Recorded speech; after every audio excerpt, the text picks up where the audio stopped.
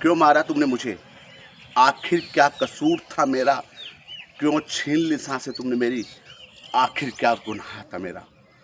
रहना चाहती थी मैं अपनों संग में जीना चाहती थी। क्यों लटका दिए फांसी तुमने मुझको? आखिर क्या अपराध था मेरा? जी हाँ दोस्तों, यही प्रश्न, यही सवाल वो लड़की बार बार हमसे पूछ रही है जिसको दहेज के लिए फांसी के तख्ते पे लटका दिया गया है।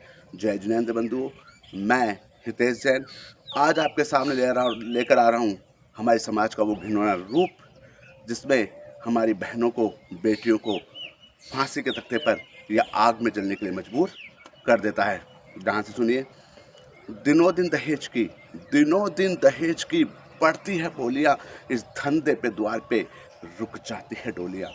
कोई सोना चांदी मांगता, रुपए कई हजार, कोई टीवी फ्रीज मांगता, स्कूटर जीप कार। पर फर्ज से न बाप ने मुख मोड़ना चाहा। हर तरीके से बेटी का जोड़ना चाहा।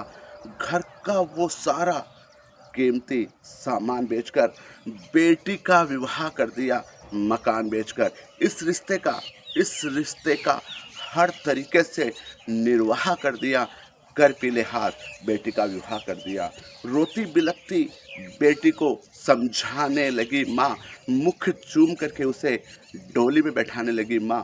तभी डोली के आगे दूल्हे का बाप चिल्लाया।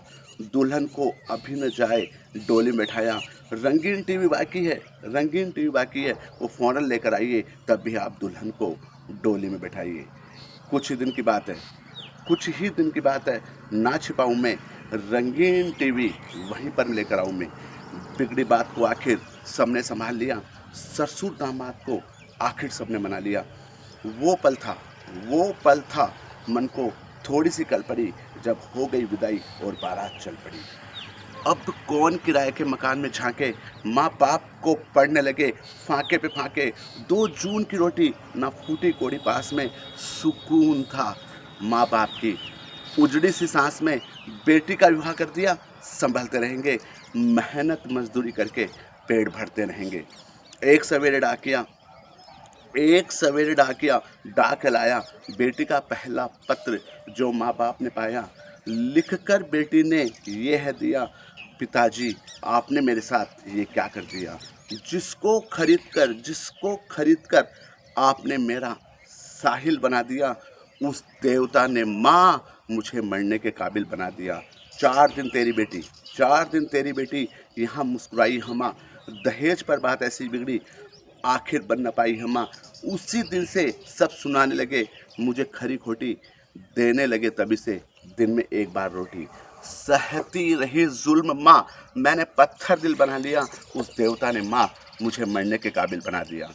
पत्र मेरा मिले तो मत देर लगाना।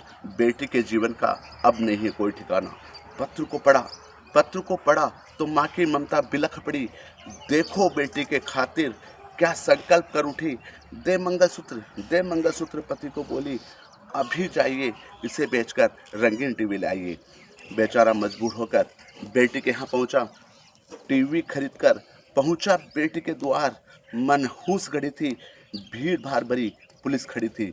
मन में संदेह लिए सांसें फूल रही थी। रस्सी गले में डाल बेटी फांसी से झूल रही थी।